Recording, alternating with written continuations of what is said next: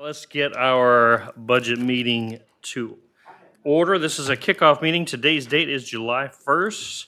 Time is 6:30 p.m. And really just this one item on the agenda, and then we'll have comments. So at this point, I'll entertain a motion to approve the agenda. So moved. Commissioner Mark and Commissioner Rick on the second. Is there any discussion on the one item agenda? Seeing none, any from the public? Seeing no public? All those in favor signify by saying aye. Aye. The motion passes unanimous, 3-0. Commissioner Long and Commissioner Mazon are running late because of work. Okay, so Mr. Dallas, you have the floor. Take it away. Good evening, Mr. Mayor, Commissioners. As the Mayor mentioned, tonight is the kickoff for our budget workshop.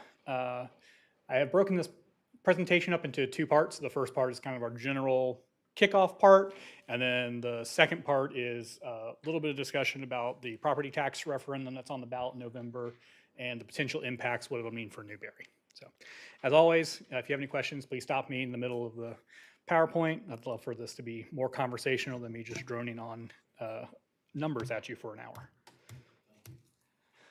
hour. So as always, we'll start off with commission considerations. These are some of the things we're going to ask you to consider during your budget process this year. As always, revenue diversification, millage rate. As a reminder, your current millage rate is 5.8800 mils. The state budget process has a large impact on your budget. As the commission's aware, we do receive quite a bit of revenue entitlements from the state, either through sales tax, revenue sharing, communication service taxes, all sorts of different taxes that are provided to us by the state. The governor did not sign the budget until about midday on Monday, which means that the state has not had an opportunity to review what's been adopted and provide us those estimates. The current information from the state is they're going to start looking at that on July 10th. So hopefully by the end of July, we'll have more information on our revenue estimates. What that'll mean for the commission is we're probably going to flip our normal process. As the commission's aware, we usually do a budget kickoff, then we do governmental funds, then we do utilities, and then we do a wrap-up. Because we're waiting on the information from the state, our next budget workshop will primarily probably focus on the utilities, since that's fully within your control and we don't need to wait on state revenues. Fire assessment rate, as always, we'll discuss what the commission wants to do for setting the fire assessment rates and your different options for fire assessment. At your second meeting in July, you will be adopting your max for the fire assessment. So be thinking about what you want to set the maximum at. Road maintenance assessment, we'll talk about that just briefly. We are going to have a presentation on that coming up. But as the commission will remember, about a year ago, we brought in a presentation on implementing a road assessment. It'd be very similar to your fire assessment, but that would be dedicated funding to repair and maintain roads throughout the community, separate from impact fees. As the commission knows, the impact fees can only be used to implement new capacity building projects where the road maintenance assessment could maintain our existing infrastructure. So we'll talk a little bit about that, and like I said, we'll have a presentation from the consulting firm a little bit later this summer. Good news on insurance rates. As the commission may be aware, the legislature passed a bill this year to increase our sovereign immunity caps. Sovereign immunity caps what we can be liable for in a variety of different litigations. The legislature increased those caps, which is a direct correlation to increasing our insurance rates. Our insurance company had told us to expect between 10 to 20% increases in our insurance rates with these new caps. That would have been about $77,000 a year in increased insurance cost. Thankfully, yesterday afternoon, the governor did veto that bill, so our sovereign immunity caps remain where they are, which means our insurance rates are not going to increase 10 to 20% as expected. As always, we'll talk about our personnel expenses, staffing, market benchmarking, minimum wage amendment, and then our capital improvement program. So as you may be aware, Newberry's population is increasing. As of April of 2025, our estimated population is right over 9,500. We estimate that today it's probably closer to 9,800, maybe even pushing on 10,000. All of our revenue estimates that the state provides us are all based off of a year ago data. So we use their data from April of last year. So we're at 9,503 as of today. So quick recap on your general fund, where your money comes from. Primarily, your revenue for your general fund is through property taxes, just shy of $5 million, about 1/3 of your total general fund budget. Your next highest revenue sources are going to be your charges for services and permits, fees, and assessments. Charges for services primarily driven by your solid waste charges, but that also includes recreation fees, just all the other fees we charge for our services we provide to the public. And then your permits, fees, and assessments includes your fire assessment, as well as building permits and those sorts of things. Intergovernmental revenue, that's the part I was talking about that comes from the state. So it's about 11% of our budget, $1.6 million. So it's not a huge part of our budget, but it definitely makes a big enough impact that we need to wait for the state to tell us what that's going to be. In terms of where all the money goes, primarily the majority of your general fund goes into public safety. So that's your law enforcement contract, fire department, building department, and codes enforcement, followed by your next largest area is streets and roads and public infrastructure. And then, as you can see, the rest of the split out there. In utilities, I don't have a where does the money come from in utilities because it'd be like 99% charges for services because our utilities are funded by our rates that we charge to our customers to fund our utility operations. As I've mentioned to the commission in a couple of our discussions, all of our budget graphs are a little skewed in utilities because of the wastewater treatment plant. So our current budget for wastewater is $76 million. $70 million of that is the wastewater treatment plant. So if you back that out, wastewater is still a huge expense this year. Oh, I'm sorry, I actually don't have that slide. If you back that out, wastewater is about the same as water in terms of our spending, with your electric department being the largest portion of your utilities. In terms of how we spend the money, the vast majority of it goes into capital improvements. That's, improvement of roads, lift stations, water mains, buildings, parks, all those sorts of capital improvements we do every year. About half of our budget, excluding the wastewater plant this year, is going into capital assets. The next largest portion is going to be operations.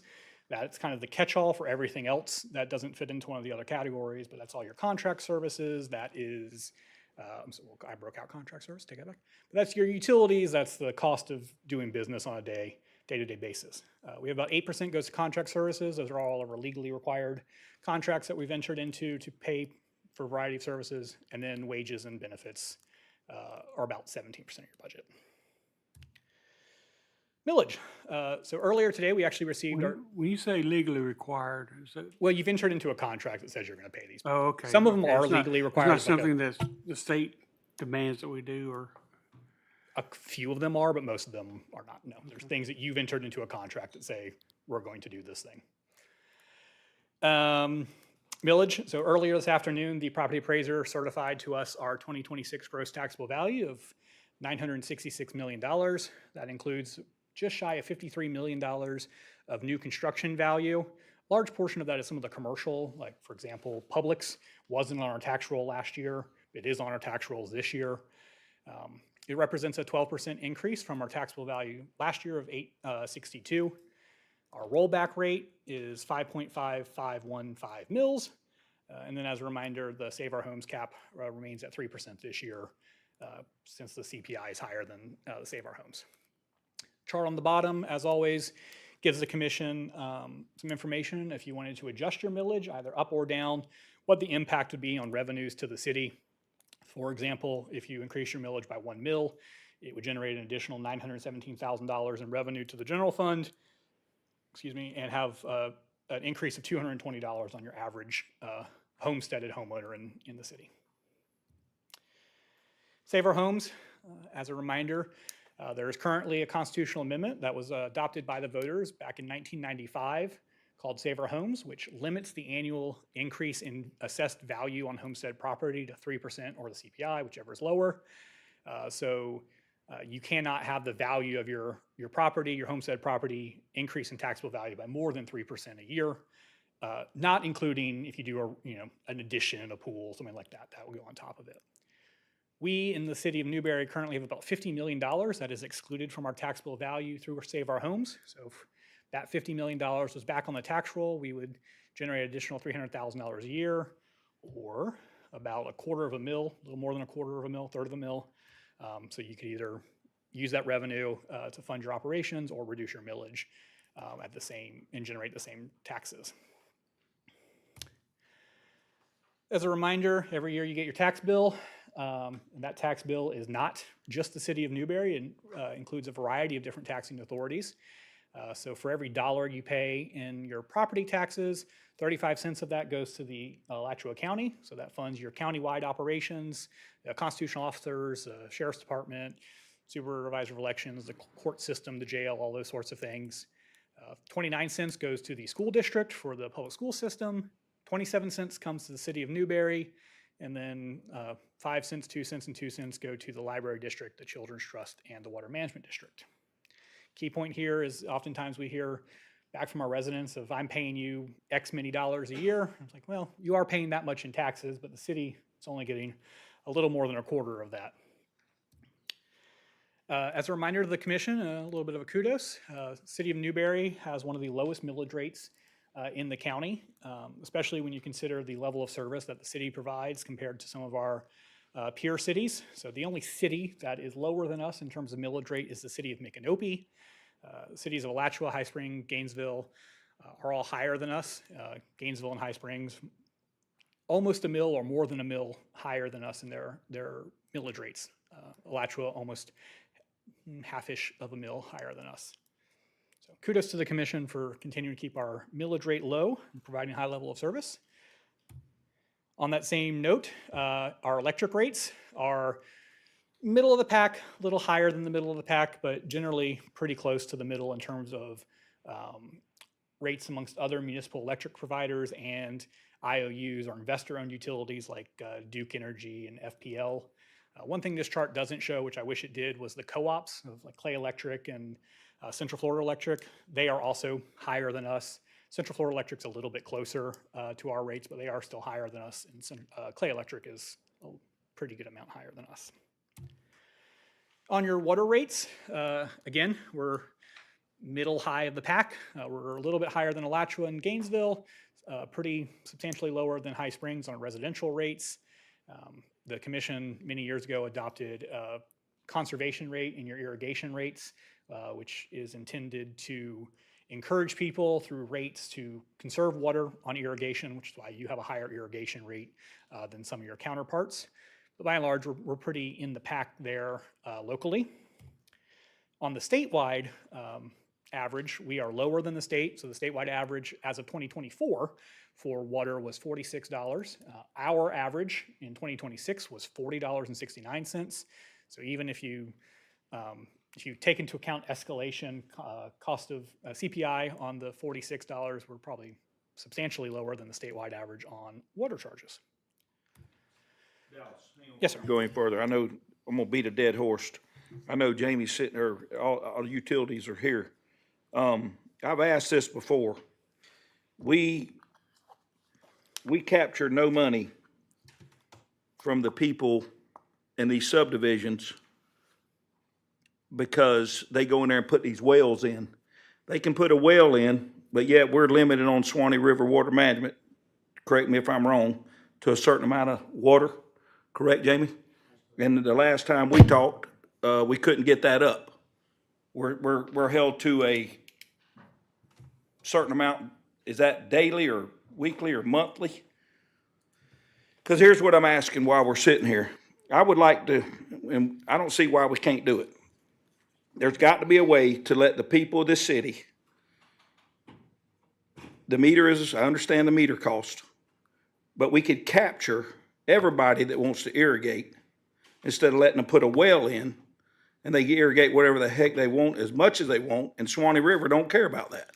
So we're being held to something that they can do that they ain't even worried about. So Your current withdrawal permit allows you to withdraw an annual average of about 828,000 gallons per day. That's an annual average. With that means some days you're pulling over 1 million, some you're down around 400,000. Currently running about 808,000 gallons on an annual average actual. So our permit is due to be renewed. We tried to increase that allocation the last time. They told us that they wouldn't look at it until we had the wastewater plant and some potential offsets. Our pumping capacity is over 3 million gallons per day. When we spoke to the Water Management District last time about the irrigation wells, they said they would be proud for the city commission to put in a local ordinance that prohibited the installation of irrigation wells in residential locations. They'll up ours so we can let the people water yards at $2 a gallon instead of $8 a gallon. And they would entertain us upping our allocation, but their theory is that if somebody applies for a well, they have to grant the permit, they can't restrict it. They wanted the city commission to be the one to restrict the ability to put the irrigation wells in at private residences. So they're holding, it sounds to me like nobody wants to make that command decision is what this is all about. Didn't Gainesville just get their permit up? I'm not sure. Somebody just got it around here in one of our things. So all their water goes up. I don't understand why we gotta wait. I mean, it sounds to me it's just typical government. Just keep you beat down a little bit until you need me, and then you come see me and give me a little something. Well, I don't think they wanted to take the pressure from. I understand, but do you think it's possible to let people irrigate on a low charge instead of putting it in that high charge? That's where I'm asking. We can capture every drop that goes out at some amount of money that helps us instead of letting them put in a well and we don't capture nothing. Well, we can go back and revisit the conservation rates, and if the commission desires to set a different or lower rate per thousand on irrigation, you have the authority to do so. That's something that you can separate. It's a meter thing though. There is a meter thing, correct, Jamie? We meter irrigation separately then, There's a substantial, and you don't pay wastewater charges on what goes to your irrigation meter, where you do pay it on what goes to your residential. but anyway, thank you. We'll get it up. Not this year. March of 2028 is when our permit's renewed. Can you repeat that? March of 2028 is when our permit is renewed. I think we need the commission calling Swanee River Water Management instead of them call Big Larry, and let's get this changed. I'm just happy to see Jamie not walking around with a cane. Oh, he's got it. Don't come to the He house. hit me with it earlier. but- You go take a shower with it here. That's not a bad All right. idea. I appreciate that. I just wanted, cause that cost right there, while we're here, we'll, discuss that. Thank you. Moving into wastewater, again, your wastewater rates are middle of the road to middle high, a little bit higher than Alachua, a little bit higher than Gainesville, substantially less than City of High Springs. Part of that has to do with as the commission's very well aware of our cycle and our regulatory permit. We're having to meet higher regulations than some of our peers are, but we anticipate when their permits come up for renewal, they will have to meet these same regulations that we're currently having to pay for. From a statewide average, we're right on with the statewide average. Again, in 2024, the statewide average was $71.69. In 2026, ours was just shy of $74. So again, if you take inflation into account, we're right on the money. And I should have mentioned this earlier, all this data in terms of statewide average comes from a report that is put together by an independent water engineering company that does this every 2 years. So it's not Dallas making these numbers up for you. Personnel. Florida retirement system increases have been fairly minimal. I had maybe on there because at the time I made this PowerPoint, the governor had not signed the budget yet. He has signed the budget, and then subsequently he signed the FRS increases. One caveat on that is while they are minimal in aggregate to the city, most of the FRS contributions went down. However, the fire departments went up fairly substantially. The decreases in the other parts of the city basically offset what happened in the fire department. The FRS rates are set by the state of Florida. So, health insurance increases. We got an original health insurance increase back from our carrier at a little less than 12%, 11% some change. We negotiated it down to 9.5%. Still not thrilled about a 9.5% increase, but we are kind of at the whim of our health insurance provider. So that is about a $100,000 increase a year in our health insurance premiums. Has that been looked into as far as any other providers available? We haven't shopped it this year. We shop it about every other year. In the past, our current provider has been fairly good to us. The feedback we've gotten on switching healthcare providers is that from our employee base, they do not want to switch to a different provider because there's less options that provide a worse coverage for them. So our only other options are really United or Aetna, and the coverage in our area for United and Aetna are not the same as Blue Cross Blue Shield. So we did shop it 2 years ago, and the other providers came in at worse plans for about the same amount of money. But we do look at it every year. We shop Blue Cross Blue Shield. Compensation, following the commission's direction from years past, we are planning to provide up to 4% merit raises for employees based off of performance evaluations and a 2.5% COLA. The fire department does have their union step-in plan, so it'll be separate from the merit plan. This is the last year of the minimum wage amendment step-in. So as the commission will recall, 6 or so years ago, the state of Florida passed a minimum wage amendment to raise our minimum wage up to $15 an hour, $1 a year. So this year, the minimum wage will go up to the $15 an hour. Following this, every year in September, it'll be increased by the cost of living as determined by the state. So we will be implementing our $15 an hour minimum wage for all of our employees that are at the minimum wage. Dallas, we did a big, correct me if I'm wrong on this one. We did a big raise across the board for our employees here. Was it last year or the year before? 2 years ago? We brought everybody up. Is anybody making $15 an hour? None of our full-time staff. That's what I makes thought. it. Nobody It's down our- at that, I mean, we really tried hard from this standpoint to give everybody pretty good money. Yeah, so the only staff we have that makes minimum wage are the part-time recreation Okay. Okay. people. But when we raise the minimum wage, it does have that starting pay for all staff. It has a trickle effect through the organization to Yes, avoid sir. compression. Okay. So, but no, sir, we don't have any full-time staff that's making. Ground down at utilities or nobody down there. No. I would say none of our full-time staff starts below $20 an hour. Long-term staffing plan.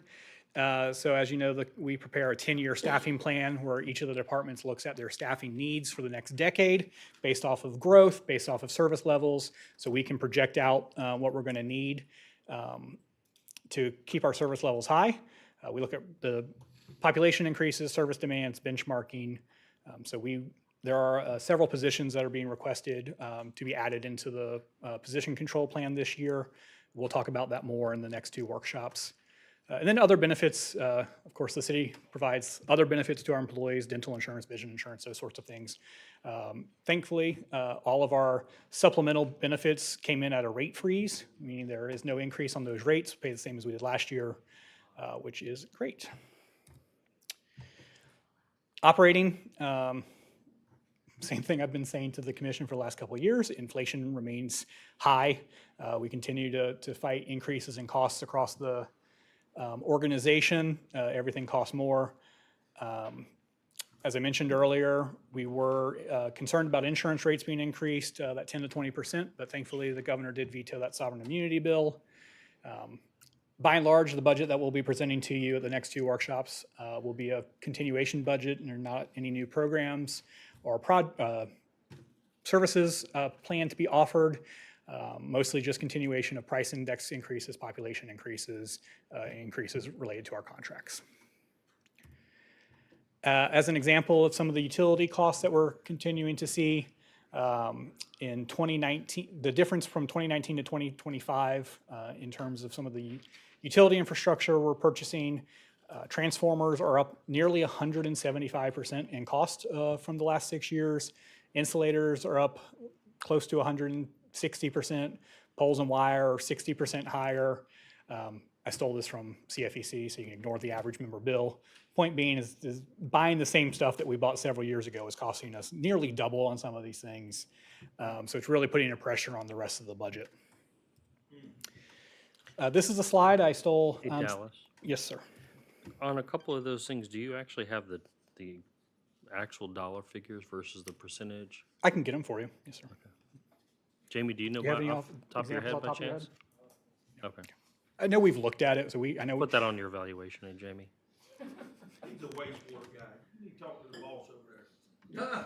He better have it. He's good right now. Here's just another example. This is actually, you've seen this before, is in the county manager's presentation, but this one does have some real dollars to the mayor's point. Some of the ones that I think are most applicable to us is the difference from 2021 to 2026 in milling and resurfacing. Went from, on average, $240,000 to $446,000.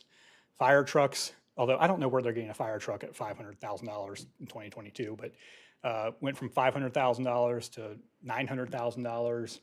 You know, just don't want to beat a dead horse, but you know, the cost of doing business continues to outpace our increases in revenue and put additional pressure on the rest of the organization.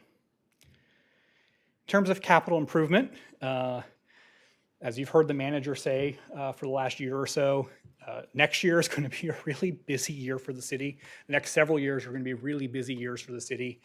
This is not a full list of the capital improvements that we have underway or will have underway next year. These are the larger ones.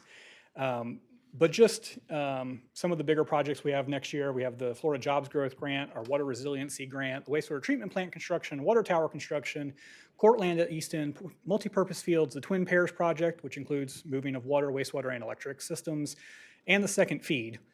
Those projects total about $120 million in capital outlay in and of themselves. That does not include the normal stuff we do every year, lift station replacements, road repairs, all of our normal capital outlay projects. So just want the commission to understand that you guys are putting a lot of money into your capital assets. A lot of this is either grant or loan funded or coming out of your reserves, but it is going to be a busy couple of years for the city of Newberry. Mr. Mayor, could I, before Dallas moves on for this slide, I just want to make a point that Dallas he's already making, but most of us here are old Newberry, right? We grew up in the 70s and the 80s, even the 90s.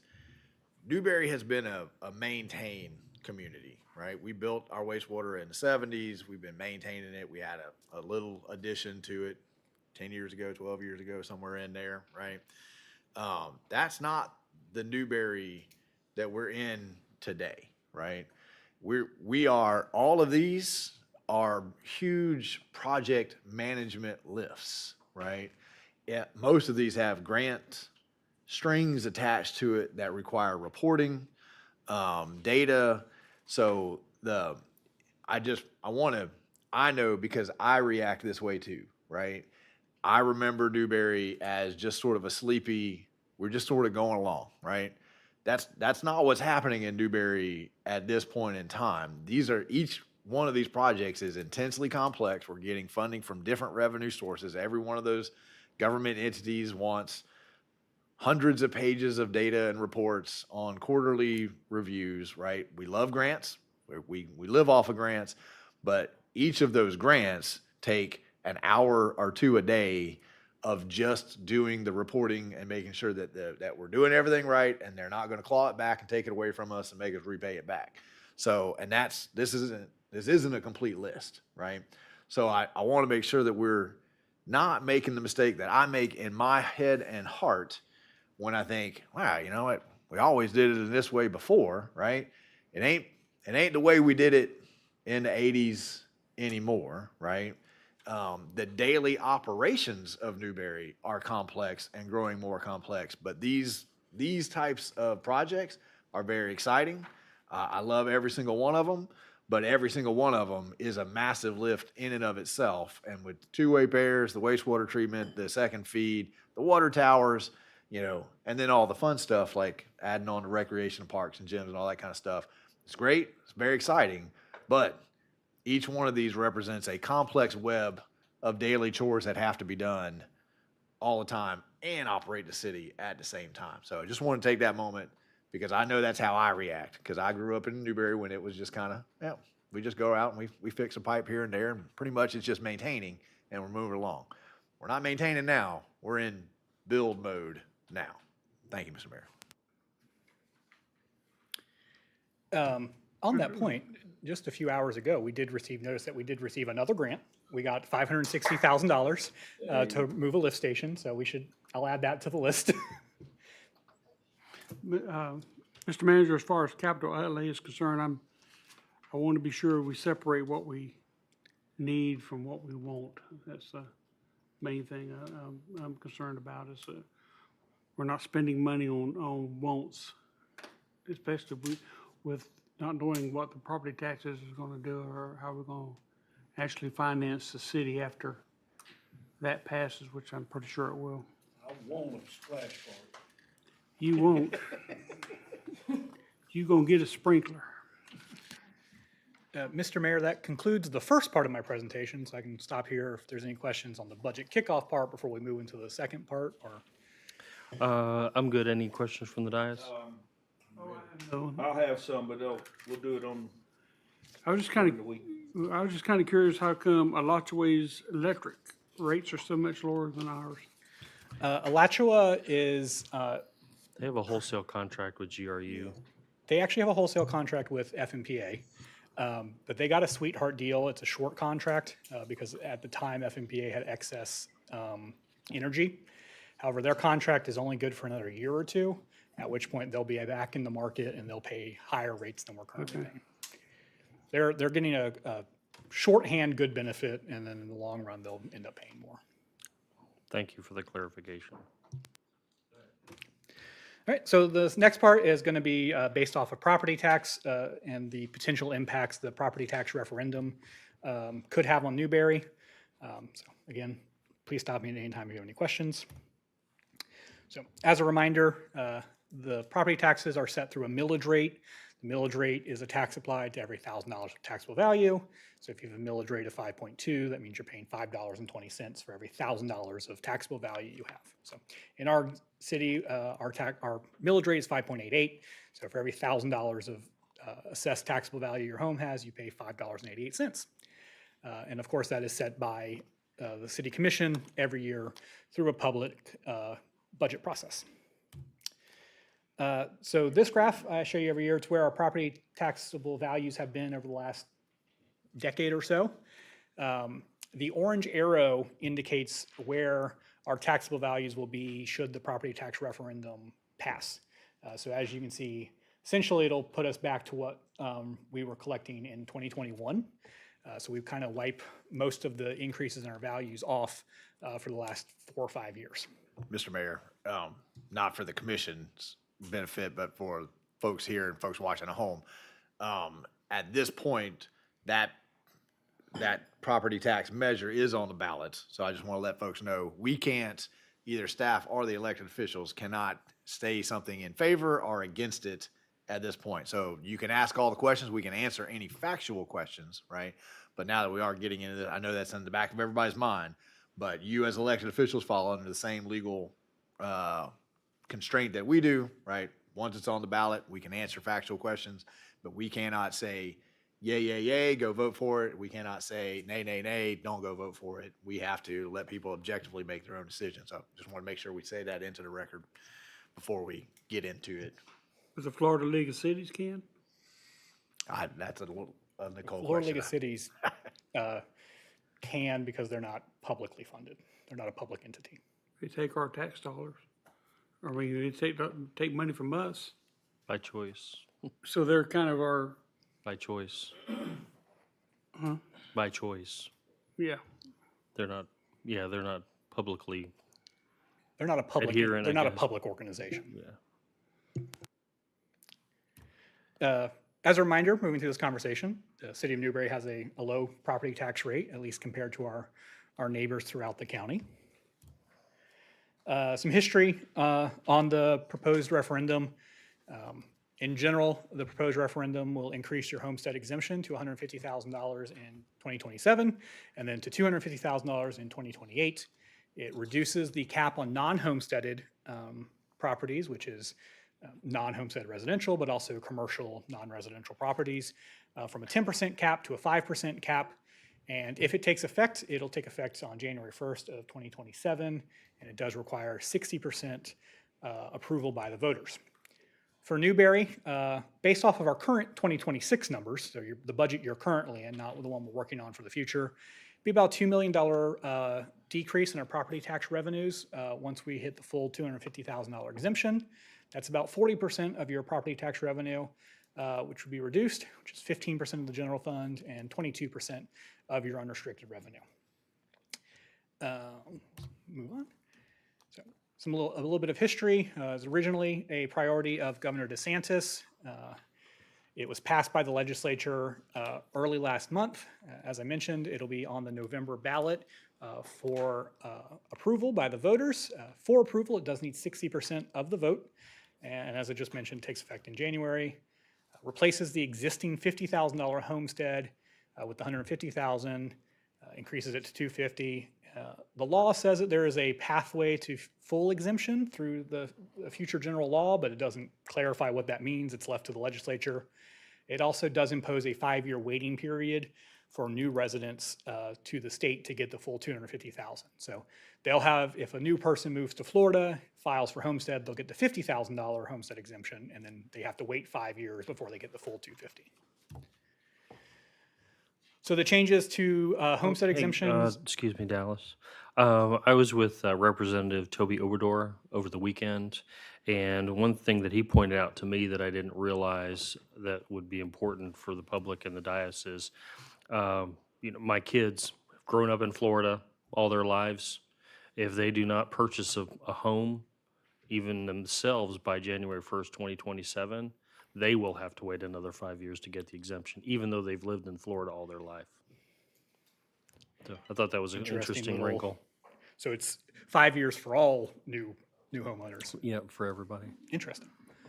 Better get some homes being built. This will be a flood to tomorrow. The changes to the homestead exemption only applies to non-school taxing authorities, so cities, counties, special districts. The homestead exemption changes do not apply to the schools portion of property taxes. So the school portion on your current tax bill will stay the same. There will be no change in the exemptions in the taxes that fund the school system. It also does not impact non-ad valorem assessment, such as your fire assessment, solid waste assessments, et cetera. And then, as I mentioned, on non-homestead properties, which is, again, everything that isn't a homestead residence, there's a decrease on the cap from a 10% increase annually to up to 5%. The law also limits what the commission can spend property taxes on. It limits the use to public safety, education, schools, infrastructure, natural resources, bonds and debts, retirement benefits for local government employees.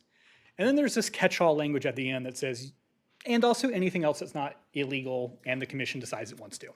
So I don't quite understand what the point of listing all these things out when you have this caveat that says you can spend them on what the commission says it wants to, but it is in there. So the impact that it'll have on Newberry, the first year it takes effect, which would be fiscal year 2028. So we're not looking at this for next fiscal year. This would all be for the following fiscal year in 2028. The exemption would go to $150,000.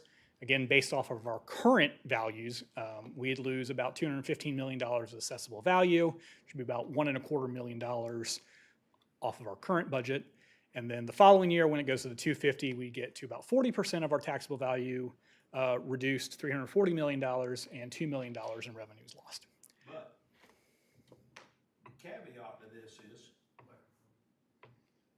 the caveat, Dallas, is if we're building 200 houses a year, they're not included.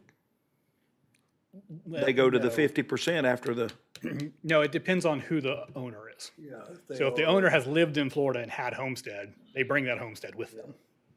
If they've never owned a home before, then they would have the 5-year waiting Yeah, period. they'll have Or to if wait they're the new to 5 years. Florida, Even they have the if 5 year. even if they build the new one like you were just talking about. Yeah, if you today, if you go build a new house, you take your homestead with you to your new house. Portability.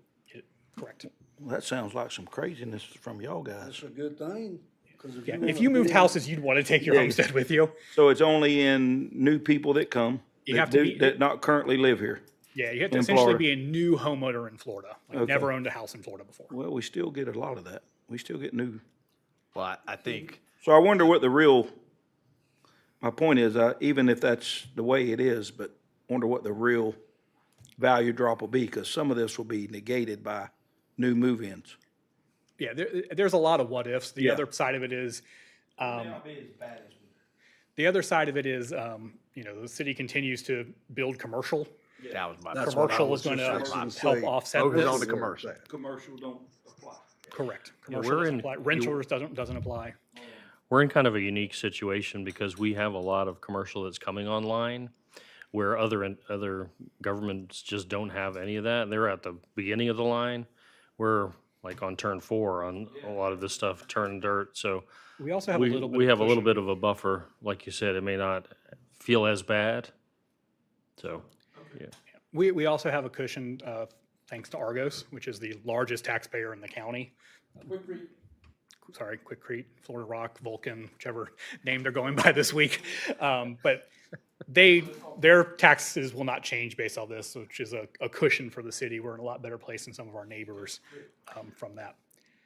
The reduction in the non-homestead cap from the 10 to 5%, we don't have a way of projecting what that is because that percentage changes every year, but obviously it will reduce your future revenues. As I mentioned earlier, based off these numbers, about a 40% loss of your total property taxes, which is 15% of your general fund, 22% of your unrestricted revenues.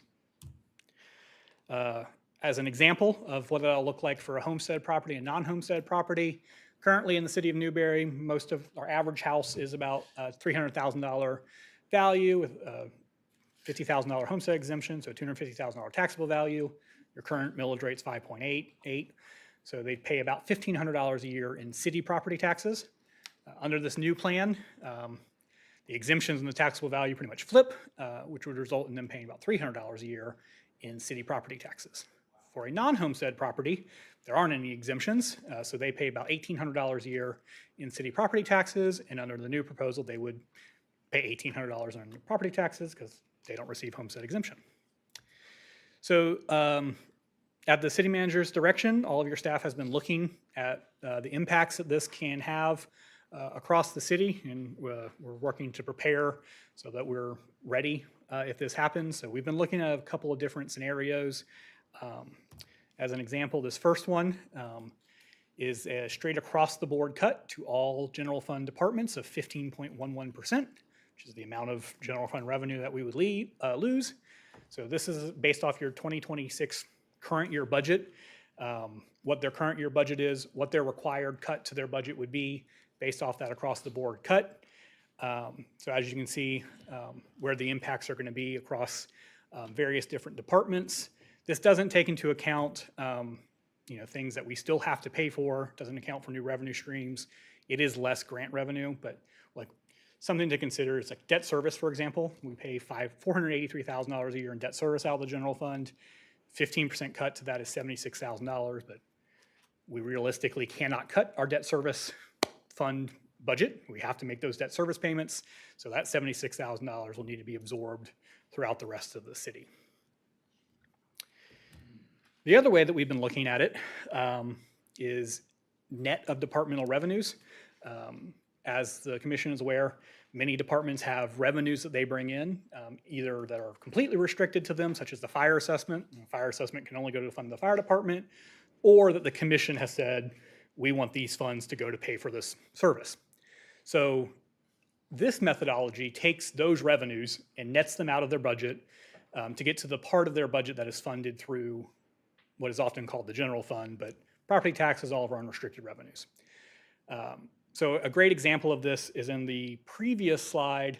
The building department at their 15% cut would need to cut $118,000 out of their budget. But as the commission is aware, the building department is primarily funded through building permits to fund their services. So only $50,000 a year comes out of unrestricted revenues to fund the building department. So if you give them credit for their building permit fees, they only have to cut 1.5% or $11,000 out of their budget. So essentially, it's shifting the cuts to the departments that don't have dedicated revenue sources. Fire department's another great example.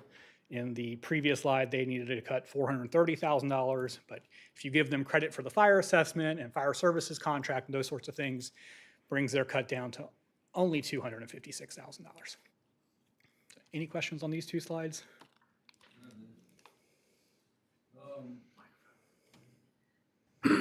Why is code enforcement? It's at 225,000 a year, or 224,000. But the building department's only at 51,000. Well, so this slide again is net of revenue. So the code enforcement department doesn't have a lot of revenues, where the building department has lots. Yeah, so it's paying for it, almost. Correct. So the building department budget is actually $750,000 total, Ooh. but they bring in $700,000 in building permit fees. Okay, I got it. So yeah, the net budget on this slide is after you take into account revenues. Okay. The only revenue the code enforcement department really brings in is some fines every now and then. But Mr. Mayor, that does beg the question, not for tonight, because we're staying on track, but when we go back to the question of, are people paying for the service that they're getting, right? You know, we have approached code enforcement with kid gloves. You know, we try to work with people. We forgive the fees that are assessed. I think we have to question that, right? Code enforcement does cost. I get lots and lots of requests for code enforcement. You guys get lots and lots of requests for code enforcement, to the point that people get very frustrated when it takes some time to get people in line and in compliance, right? So I think it's one of those sort of philosophical questions that we're going to have to address at some point in time. Again, I'm not asking to launch down that rabbit hole tonight, right? But at this point in time, we bend over backwards with people to get them into compliance before we even get to where we're assessing fines and fees and charges and those kinds of things, right? But we are paying for it to have this service as a community. So it's just something to think about in the back of your minds as we figure out how we move in to these different realities. The only other comment I want to make on this slide is this budget is net budget all-inclusive. So that's personnel, operating, capital. These required cuts in many of the cases in these departments are 70 to over 100% of their operating budgets. So the only other place we're going to have to cut is into personnel. And we'll talk about that a little bit in a moment. But an example is in the fire department. Their operating budget's about $400,000. It's just not realistic for us to cut $256,000 out of an operating budget and leave only $150,000 left to operate the department. Another example, in finance and administration budget, my operating budget is not $170,000. That's 120% of what my operations department is. Most of the salaries in finance administration, or most of the costs in finance administration is salaries. So just the point being that it's not as easy just cutting light bills and training and those sorts of things. Dallas, can't we get the Rio fixed up though and get the fire department back on the Rio? Absolutely. Instead of that big beautiful truck we got, we can can park sell that that thing, truck. let them use the Rio? Absolutely. We're actively looking at that. Perfect. Also ISO rating want- might go up, huh? I want to remind the commission, Newberry has 90 full-time employees for a city of 9,300, somewhere in there right now. Williston has 120 full-time employees for a city of 3,500, right? So, and I'll stack us up to just about every city around about how lean we're running. So when we talk about taking people out, what we're talking about is taking the level of service out. Instead of having somebody to grade the road every 2 weeks, we're looking at every 6 weeks, right? Instead of being able to say, hey, somebody just dumped 2 loads of trash on my road, can somebody come out and clean it up? The answer is, I don't have anybody to send, right? So, I know there's a lot of community conversation about those kinds of services, but as I say every budget year, I spend 11 months of the year having people ask me for a higher level of service, and I spend 1 month of the year when we're figuring out how much that costs, right, fighting about how much it costs to provide that level of service that people are demanding the other 10, 11 months out of the year. So when we talk about the people, we are talking about how can we, these are Parks and Rec programmers. These are the people that are responding. We're having to cut something. There just won't be a body left to go do these things, right? So, Mr. Manager, with the 120 people in Williston, we don't know how they're actually distributed We don't know what their actual salaries are either, and that they might be working with 120 people under the same salary budget that we are with what we have. So, I mean, you got heads, but are they being paid the same, or are they doing the same job, or? I mean, we have done salary peer comparisons, and we're right in the peer market, right? I don't know exactly what, I know they've got 12 department heads. We have 5, right? So there's never apples to apples comparison. I'm just using that as a comparison. I know that when we're not beating another city, that becomes a benchmark for us, right? So when we're higher than another city, we want to know, why are we higher? I think it's also fair on the flip side that when we are beating other communities, we point it out, right? We're all in competition for the same talent. We're all in competition for the same folks to do this work, right? So that's my only point. I got one thing. Quit using Green Cove. I went through there the other day. Quit using Green Cove Springs as a sister city. We couldn't hold their jock strap right now. That place is boomed. You know, we actually used to have a- always use them in that same. We actually have a higher taxable value and more commercial than they do, Really, right? mostly because of Argos. Because when I went through there, maybe that's part of Clay County or It's something. Argos. Okay. Because of Argos. No, Commissioner, I want you to say in the microphone, flip that metaphor around now. Okay. You just said we couldn't hold somebody, so now flip it around. Well, that's true. Okay, I'm sorry. I have looked into. I just know it looks like it's grown. It's like part of Orange Park now. I went to high school in Orange Park. You know what I'm talking about. I know what you're talking about. But What is that road? Talking about the one that goes to like Fleming Island, Yeah. Whatever. I'm like, 17. I thought we were just in Green Cove, and boom, here.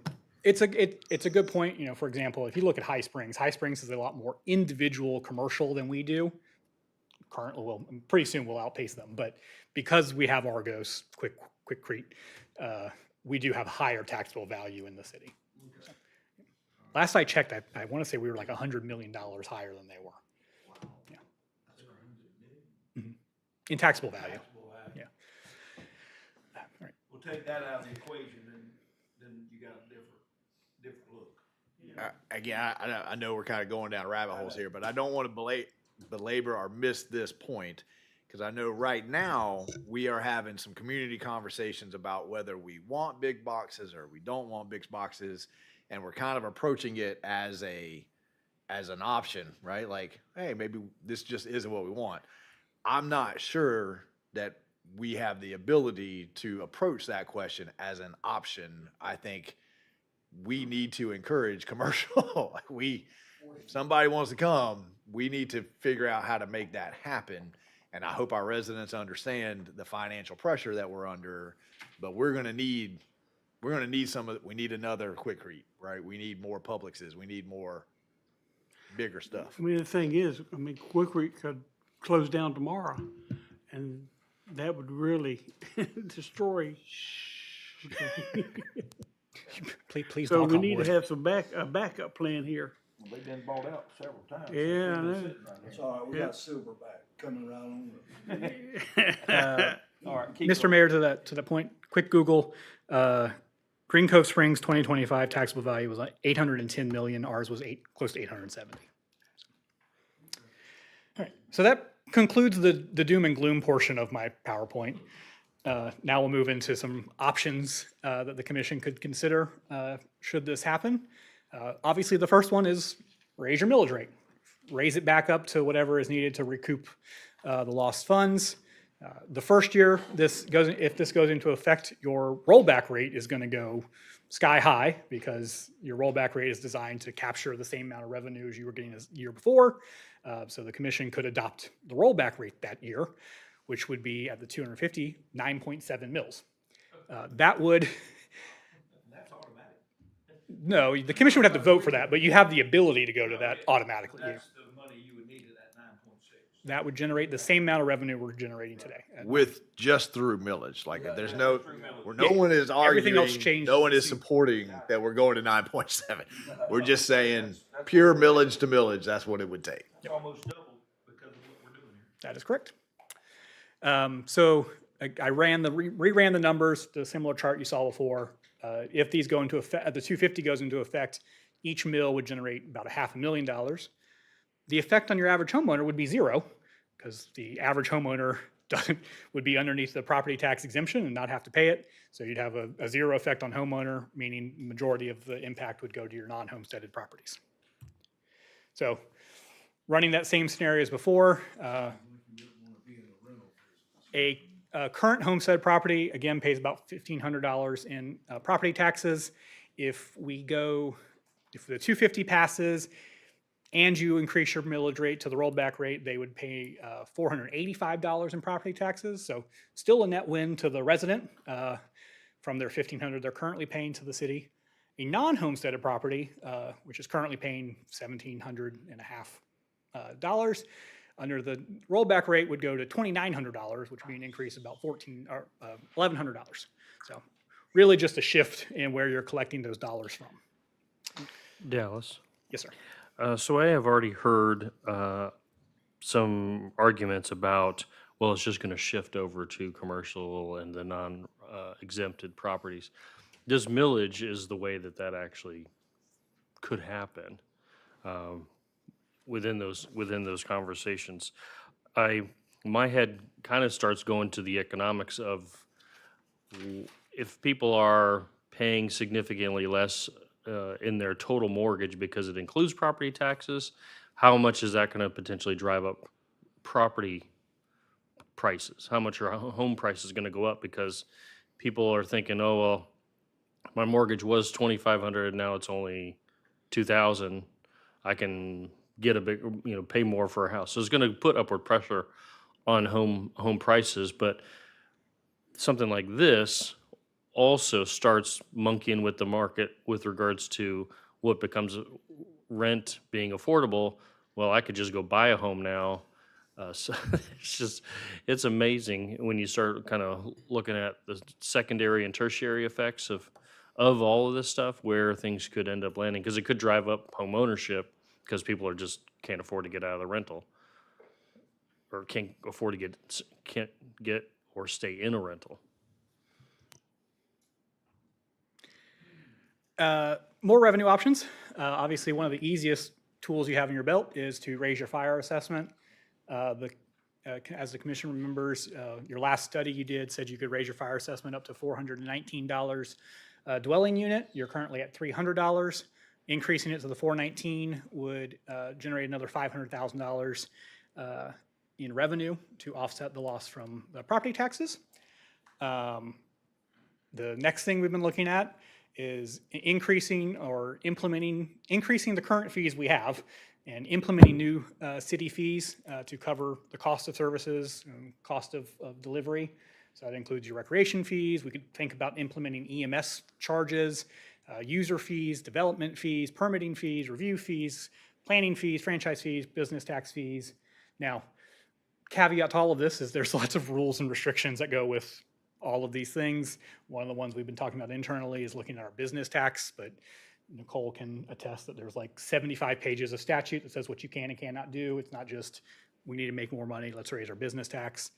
But we're looking at all the different fees and services we charge. There's a lot of services that the city currently provides to residents and people using our city services that are subsidized by your property taxes. So we would be looking at reducing the subsidy because it couldn't exist, and charging the full cost of service to the people requesting it. Planning department's a great example. Planning department is, no offense, Stacy, but it's subsidized by your general fund. But almost all of the planning department services are driven by somebody else. There's somebody coming in asking for planning services. So we would look at what that's actually costing us to provide and raise those fees. Also, going back to the conversation with Representative Obrador, he was actually the chair of the committee that the governor set up for this whole property tax discussion.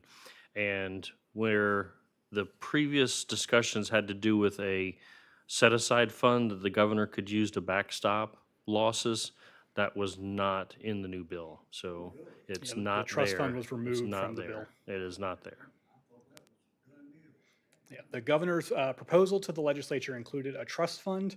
My understanding is the legislature did not like that it was so loosey-goosey. It also did not include a funding mechanism for the trust fund, so they removed it from the bill. Doesn't mean they don't adopt something if this happens subsequently. And then another, obviously, area that you guys could look at is evaluate new property assessments, similar to your fire assessment. As I mentioned earlier, last year you gave the city direction, staff direction to look into a road maintenance assessment. We've completed that study. We're ready to bring it forward to you. We'll be bringing that forward next couple of weeks. But the road maintenance assessment could raise $1.1 million annually to offset the cost of your road public works department. That would be at a full cost of $252 a dwelling unit, but that would put a big dent into closing the gap on the property taxes. But we'll be, like I said, bringing you the full presentation on that fairly soon. So in terms of budget reduction, I've been in my head thinking about it as like the 3 Ps. The only places you really have to cut your budget are programs, people, and projects. All of them affect your level of service and what you're providing your residents.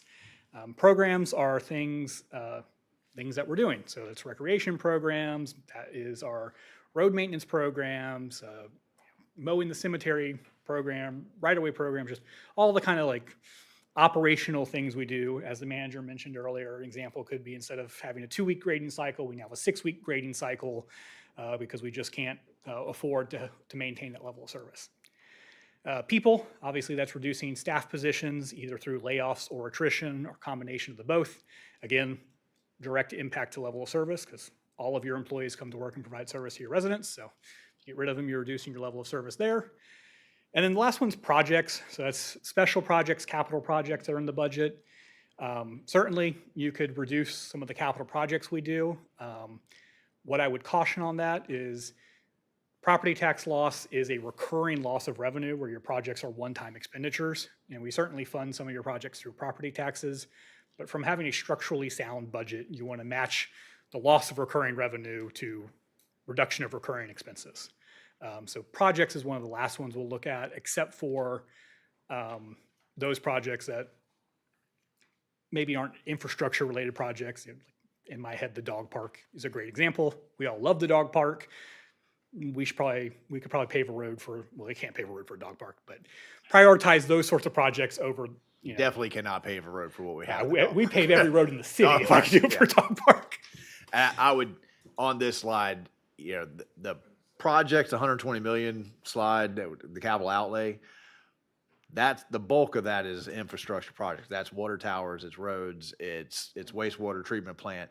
The only thing that comes close to Commissioner Farnsworth's concern about a want versus need would be the gym, right? The things in Parks and Rec, but also remember that we in Newberry primarily fund those out of the wild spaces, public places, and you can't spend that money on a road anyway. So as long as you keep that separate bucket in your head mentally, there is no project that's up there that is not a need dependent on our growth, right? The second feed project, the water towers, the sewer lines, they're all infrastructure, right? Nobody's playing in them, you know? And I think it's important to realize what the growth modeling is going to look like if the property tax goes away. The demand for property in Florida, whether there's a 5-year waiting period or not, is going to go up. So,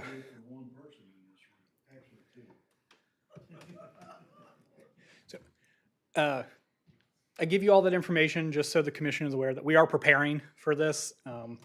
We're not trying to, start doom and gloom and running around with our heads cut off, but we want to make sure that we are prepared. We're having thoughtful conversations, really looking at what could happen, what might happen, so that should this pass, we're not standing up here next year looking at you and saying, we don't know what to do. All the department heads have worked very hard to take deep looks at their budgets, make very hard decisions about what this could look like. So I will reiterate, there is no direct effect on the 2027 budget. The budget that we're currently working on, that our workshops will be on, it is generally going to proceed business as usual. unless the commission gives us direction that you want us, put money away to prepare for this, those sorts of things. But we're generally moving this year just the same as we always do, but making sure we have plans in place for what happens. So working to develop the what ifs, the options, the plans. Our goal again is to just be prepared if it passes, that we have a plan going forward. We'll know whether it passes November 3rd-ish. I mean, we'll know what the results of the election were.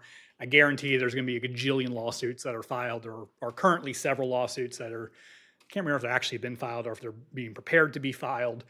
This is going to be a very contentious legal battle statewide. Obviously, it affects a lot of places. So again, we'll know hopefully the night of November 3rd if it passed or not, and then we're going to proceed as if it's going to happen, and we'll watch the outcomes of any potential lawsuits. So that concludes that section. Is there any last questions on that? And I'll move to our next steps. I think Commissioner Clark has a question. Oh, sorry. Sorry. All right, so our next steps are going to be, you should adopt a budget for next year. As a reminder, you have to do that by September 30th. But we'll keep in mind, we'll keep reminding you throughout this process that we need to be making sure that we're preparing for the future, looking at potential revenue losses. We'll continue to have the workshop throughout the summer. As I mentioned, our next one will be on utilities, followed by the governmental funds, and then a wrap up towards the end of August. As I mentioned earlier, you will be adopting your caps on your millage and your fire assessment in July, with your final budget adoption in September. We asked the commission to consider what you want us to do should property tax reform occur, which of those revenue options looks palatable to you, or which of the areas you'd like us to look into in terms of cuts. Obviously, if it passes, we'll bring you much more detailed lists of the potential areas for reduction. We're going to continue to educate on the potential impacts. And then, as I mentioned, we're just going to ask you guys to provide your policy direction, as you always do, for how you'd like us to move forward. And that is all I got. Well, I've got this slide that shows you where we are in the process, but it's the same timeline I've shown you for 17 years. So we're in the summer workshops portion. All right, citizen comments? City manager. Oh, come on down. Before Mr. Norman starts speaking, we need to think about the sheriff contract. That's a big code. Well, I know that fire assessment. So that's internal. Anyway. I just had a question on if they do the tax exempt, it won't affect this budget that you're working on now, right? It'll be the following year.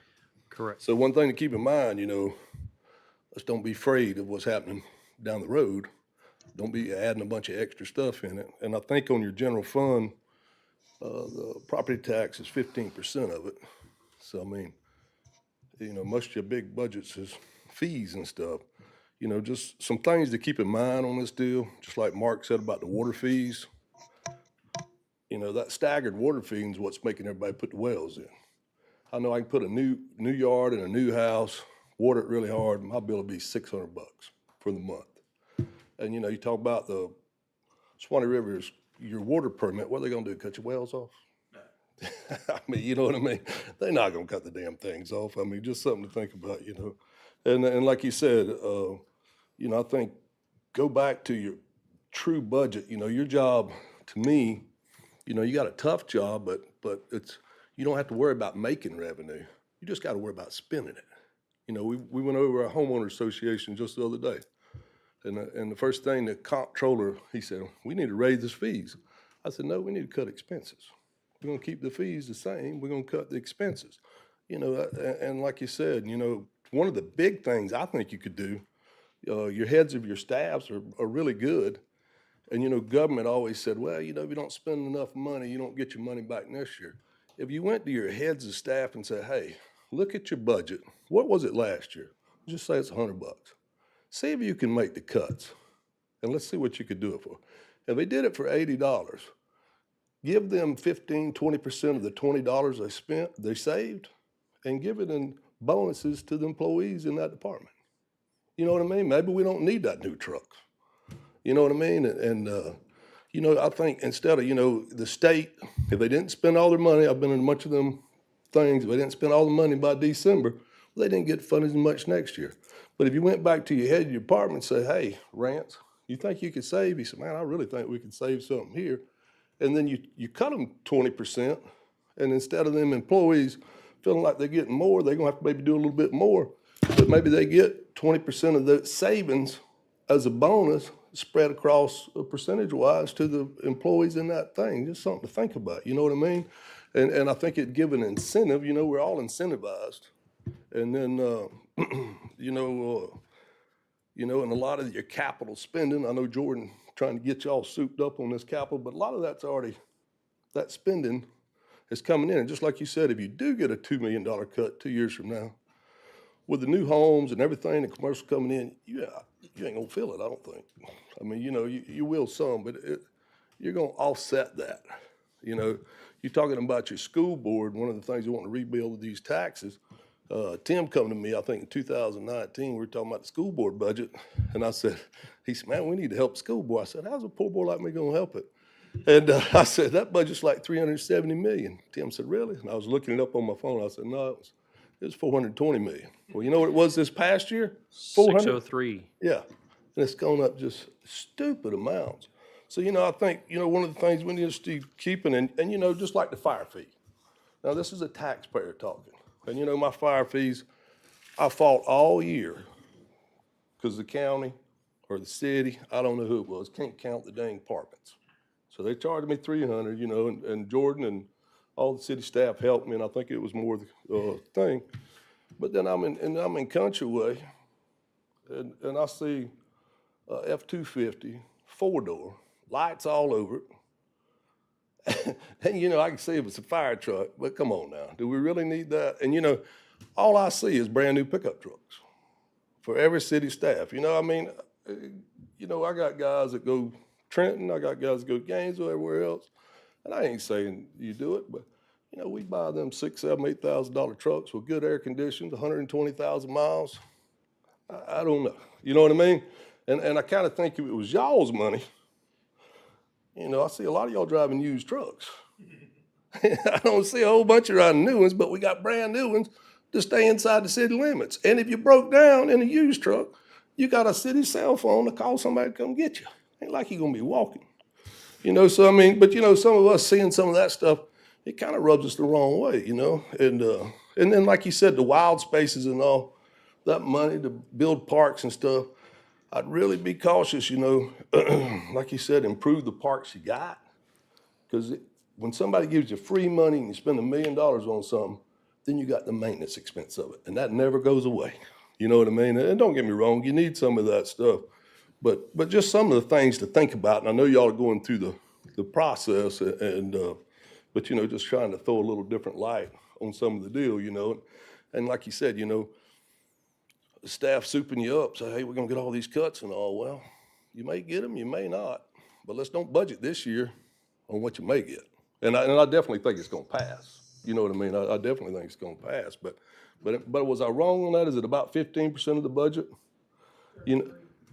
What? Property taxes for the city budget, ain't it about $15 or $22? $2 million cut is 15%. Yeah. Property taxes as a whole are 33%. 3% is your budget? Yeah. So, and and like you said, I know we're paying a fortune for building permits now. New building permits, $23,000. And so a lot of that, I know a lot of that's going to these sewer plants and different things, but I don't know, at some point, it's a deal. But just things for you guys to keep in mind. Y'all got a tough job and all, but just keep some of those things in mind. Thank you. All right, city manager. Thank you, Mr. Mayor. I really don't have any comment except to just correct. I've heard this thing about everybody's driving around in a new city truck. Last year, there was only one new vehicle in the city of Newberry. Over 50% of the vehicles in Newberry's fleet right now are 10 years plus. So I know that the folks that interact with developers and businesses most, generally too, Tim, but when you look at the actual facts, the facts dispel that narrative fairly quickly. We've got people driving around in 1990s pickup trucks and all that kind of stuff too. But we are on a rotation, so there is always something new coming in, and then there's something old rolling off. But more than 50% of our vehicles are over a decade old. So just making sure that we have the facts that are out there. I get the point. But when people say, every city of Newberry has a brand new truck, that's just not factually the case. All right, that's it for me. Mr. Madam Mayor. Attorney? Madam Attorney, when was the last time you had a comment? You sit down there, come on, come up with something. Just waiting to get her in a one-on-one Say something meeting. about America's 250th. Come on. I have many comments that I make to staff, and my participation isn't really needed in public meetings. Come on, Madam Clerk. Commissioner Coleman? The truth about a city's aspirations isn't found in its vision. It's found in its budget, and I love that quote. Thank you.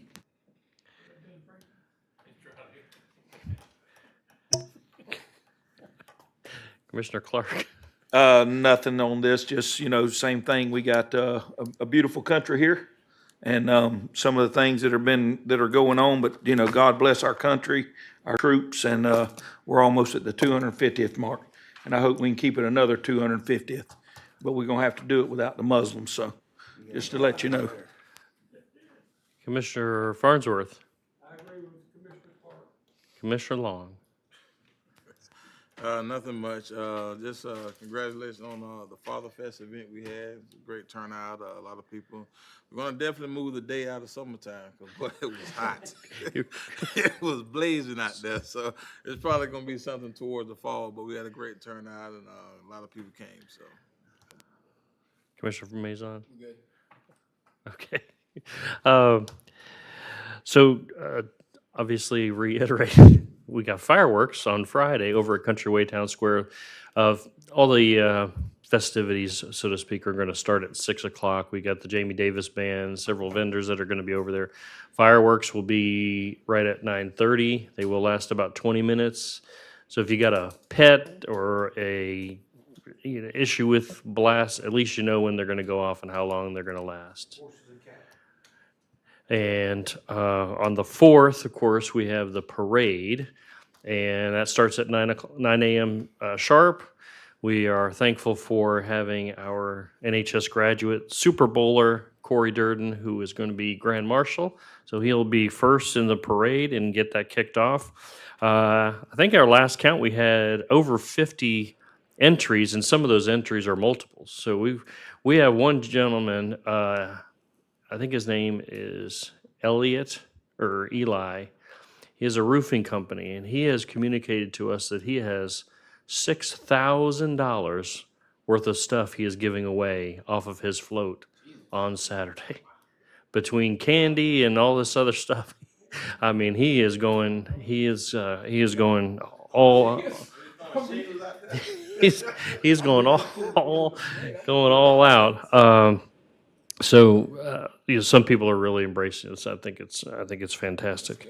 I am hopeful that some of the demand on some of this stuff starts going down, and some of those prices actually start coming down. Also, there's a good possibility that some of the city entities could go away, and there goes the customer for those, theoretically, for some of those parts, at least in the short run, until somebody else picks up those infrastructure and those things.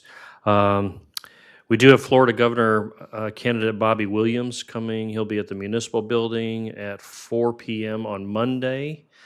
So if you're interested in hearing from another governor candidate, they'll be at the Municipal Building at 4 o'clock. We have a hard stop, I think, at 5:30 because he's got to be over in Dixie County later that night. So that's a big heads up. And I think my overall theme here, as we're kind of enter into these discussions, is this is just another challenge. It's just a new challenge, and for our pace and our personality and how we do with these things is we just really kind of embrace them as a city body and as a city, and for whatever reason, I think it's just in our DNA at this point, that these are just opportunities that we tend to rise to the occasion and make the best out of them.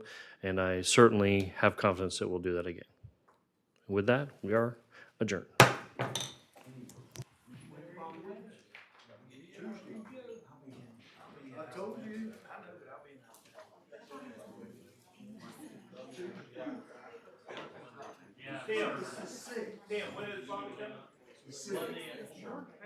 Is that the sixth?